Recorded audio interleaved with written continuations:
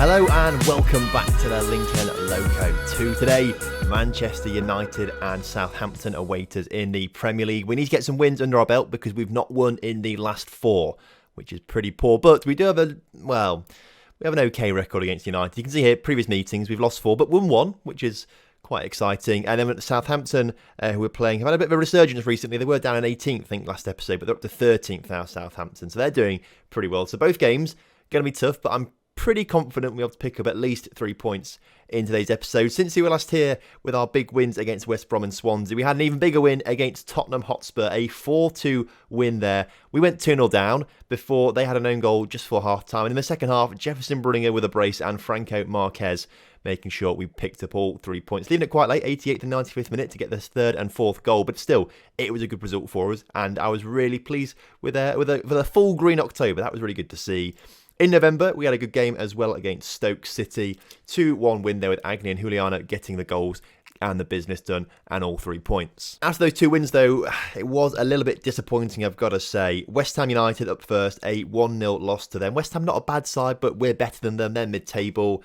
It was just one of those games that we just couldn't win, really. So I was quite frustrated with that one.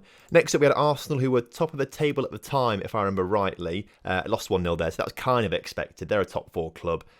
We played our best, we tried our hardest, but unfortunately Arsenal just too strong for us there. And I was very, very disappointed. We played bottom of the table Bournemouth, and we just couldn't do anything in this game. We were so poor in this game against Bournemouth, and they were very lucky to... in fact, they probably should have got the win, really, to be fair. They were unlucky not to get the win. But a 0-0 draw with Bournemouth, clean sheet, but we didn't get the goals that we needed. So I was really cross with that. And then last time out, we played Chelsea. Another 1-0 loss this time. And this time, Chelsea were top of the table and we played them. So we've had some tough games in Arsenal and Chelsea. West Ham and Bournemouth really should have done a lot better in those games. But hopefully, we'll turn things around today against United and Southampton. In terms of the table, it does mean that we dropped down to 8th. We were 6th at the end of last episode. We've dropped down to 8th, just outside those Europa League places. But we do have a game in hand on City. So if we win today, we will be level on points with them, but we'll be behind them on goal difference, most likely.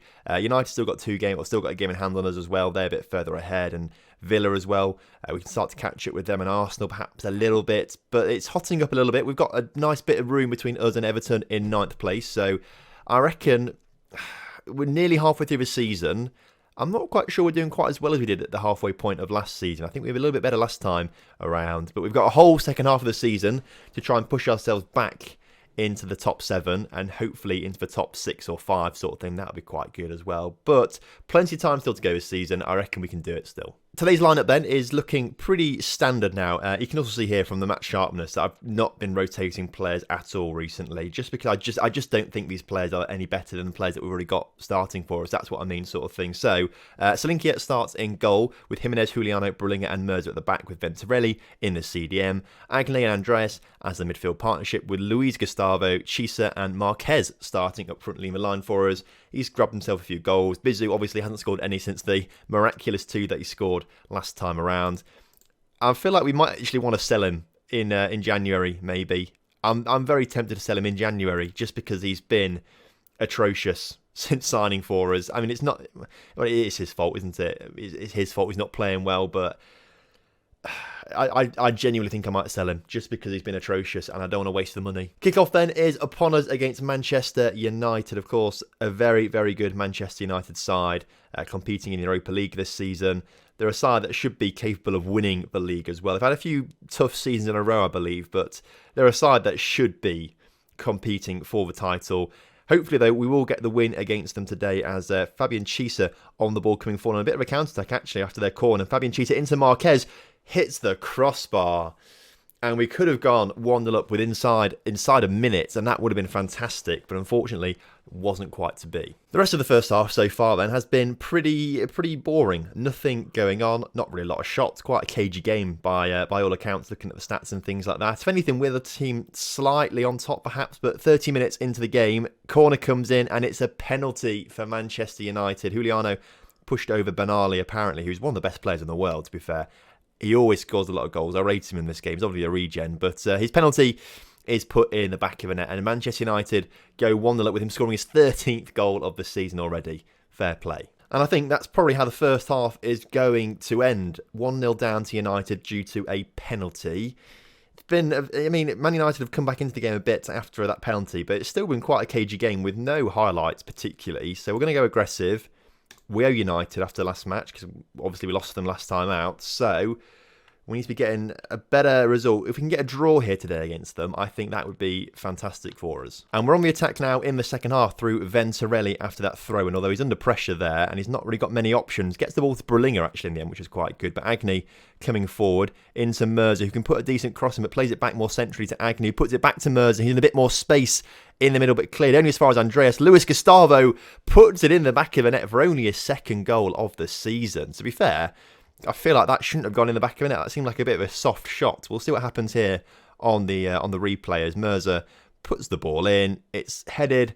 Andreas finds Luis Gustavo, who takes the first time shot, and I don't know if it catches the keeper out there, but I don't know. He didn't make a good save, didn't make a good attempt, and we draw level with United, which is absolutely fantastic. Marquez on a yellow card and not playing particularly well. With half an hour to go, we're going to bring on Pomeroy. He's scored quite a few goals this season, playing better than he did last season, I think, overall. His overall game's better, so I'm glad to see that because I was very tempted to sell him over summer. And actually, I was planning on selling him until I realised that we had to have homegrown players and things like that. And Pomeroy counts as a homegrown player, or homegrown in the nation at least player, not the club I don't think, but in England at least he counts. So that's quite good for us.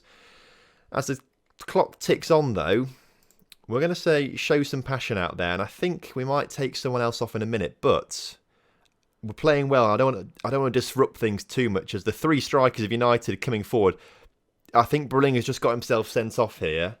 I thought it definitely looked like a foul, but then the play carried on, but then the referee has pulled it back, and Brellinger is going to pick up his second yellow card of the game and has now been sent off. So at this stage, Venturelli's got to come back. In fact, no, we'll leave Venturelli where he is. We'll bring Luis Gustavo back into the middle. Chisa's going to come off for Guidel Camara, and then we'll also have to bring on... Have we got anyone else who can actually play in midfield on the bench? No, we don't actually. Willem is injured, and I feel like Patrick's also picked up something. That's why they're not on the bench. So we're going to have to bring onto the pitch Peter Conrad to play in the middle of the park right now, who is on loan. Wasn't meant to be playing at all this season, really, but he's only on loan to sort of help us out with our issues with homegrown players. But he's going to get a game here against Manchester United. He's playing for the last 10 minutes now. We've got to really, really hold on. Defensive, and if we can pick up a draw here against United, this will be a great result for us. And somehow, I reckon we're actually going to do it as the clock ticks down. Picking up a draw here today against United is absolutely huge. Really huge. I mean, it's considering this is going to be our fifth game in a row without a win, it's not that brilliant, but United are a decent side, and a well-earned point against them is pretty good in my book. So we'll take this result going forward. If we can go and beat who are we playing next? Southampton. Get 3 points there. 4 points from today's episode would be really good. Chelsea and Tottenham also drawing. Doesn't really help us out all that much because they're quite far away, but it's limiting their points at least, and if they slip up, that's going to be quite handy for us. But now we've got a week off to prepare for the game against Southampton as we come towards the end of 2036. 2037 coming up pretty soon. Mental how far we've come in this series so far. Obviously not long to go left in Football Manager 2019. We might get to 2040 or something like that. That'd be quite good to get to, but not a lot of time left in Football Manager 2019. Of course, Football Manager 2020 coming out very, very soon. If you want to pick up yourself a cheap copy of that, link in the description to 2Game. I've teamed up with them. That's my affiliate link. If you want to grab it cheap there, use promo code TomFM to get an extra 10% off as well. So it comes under £30. It's a good site. I use them myself. I trust them. You get emailed a Steam code, and you can redeem it on Steam, and you get the game, access to the beta, everything like that. So go check that one out if you're planning on getting Football Manager 2020. I don't think I've told you who our save actually is going to be for Football Manager 2020. It's not really, well, is it a big secret? I don't know if I want to tell you or not yet. I kind of want to build the hype a little bit. For the beta, obviously that's a 2-week period when the game's sort of the testing phase, but you can play it. We're going to do Manchester United in the beta. I've never actually managed Manchester United, never done them before, so that'll be quite interesting as well. And it's always good to get a good big Premier League team right at the start of a new game to try and draw in the extra viewers and things like that. That's a good way of doing it. So that's kind of the plan for the beta. That 2-week period will just be Manchester United as we learn all the new features and different mechanics of the game. That'll be quite interesting. But for the main save, do I want to tell you or not yet? I mean, I might as well, but I don't know. A lot of people like to do some big reveal videos, and in the past I've done that as well.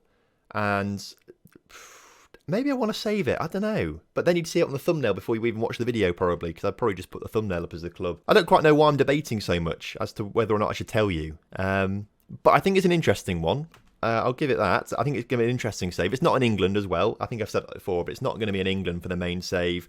It's a club with an interesting history, and the recent history has been a bit of abysmal, really. They're not a great recent history, but they are the most successful club in their country, but they have recently been relegated, and they haven't won a title for a good 10, 15 years or so, something like that. So we're rebuilding them, as well as trying to build the nation up as well. We're not just trying to build the club, we're trying to build the nation as well, to try and get them to become a top club in, a top league, and all the clubs to be top clubs in Europe as well. So that's kind of what we're thinking. That's all I'll give you right now. That's a bit more of a clue. If you guess it in the comments section, I'll probably say, yeah, you've done it. So by the looks of things, we're playing against Southampton on the Sunday. Today's a Saturday, so plenty of games being played. I don't think many of them really affect us too much. City beat Arsenal, which is good for them. They actually moved 5 points clear of us now.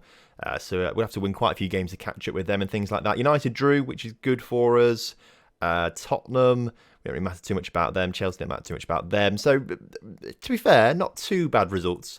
Some of them going in our favour at least. Right then, so we need to take Brullinger off the pitch and bring Kamara back onto the pitch, which is obviously quite good. Patrick's going to come on the bench for him instead. Do we want to be starting with Pomeroy up front, or do we want to keep Frank? We'll keep Franco Marquez for now. And actually, I think that's the only change we're going to make. So, I mean, this is the thing. I should be making changes to starting 11 because we've not won in 5 games. But I think the starting 11 we've got is the best starting 11 possible, and I don't think the players on the bench can make improvements to the squad. I can't see those players on the bench going onto the pitch and actually making a really positive contribution. I can't see Patrick being better than Andreas or Agni, for example. I can't see Bizu being better than Marquez at the moment either. So that's kind of my line of thinking as why I've not been rotating players at all recently. I get into a bit of a habit of it, really. I shouldn't, but I do get into the habit of doing it.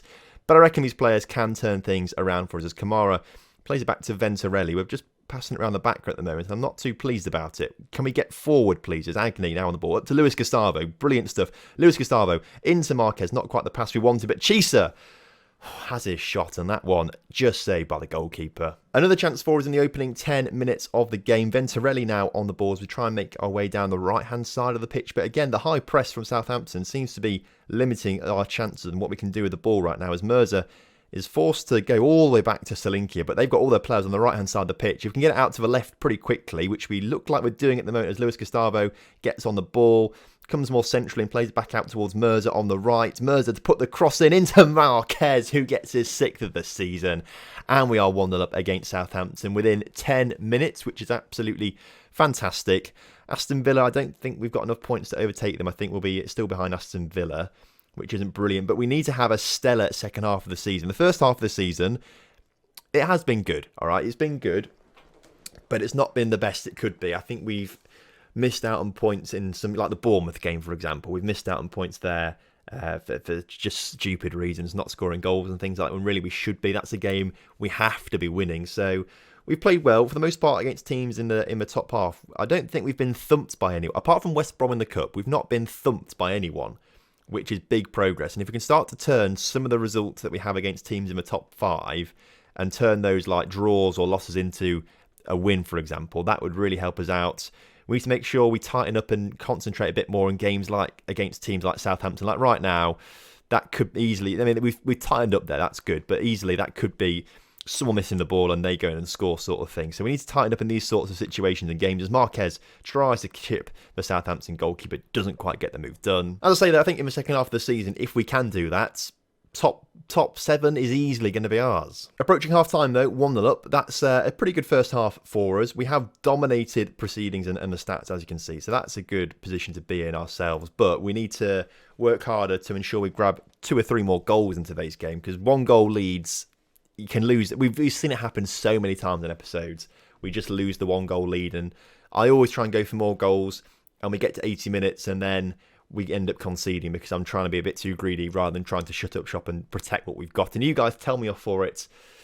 I don't know. every other episode probably actually, but it's just my mentality. I'm always gung-ho. Less than 20 minutes to go in today's game, and we picked up a few yellow cards just there. We'll watch this highlight first of all with Southampton. Now they're coming forward as they try to get the crossing, but it's blocked, and Marquez can actually come forward. Luis Gustavo now with a bit of pace coming down the left-hand side, plays it out to Jimenez instead, who can deliver a good ball, but instead plays it neatly inside to Luis Gustavo, who gets his second goal of today's episode and third of the season. He's starting to grab a few goals now, which is absolutely fantastic. And we go 2-0 up against Southampton, which is, in fact, no, watch the highlight. Oh, we can't watch the highlight now because I've gone to a tactics screen. I didn't mean to do that so quickly.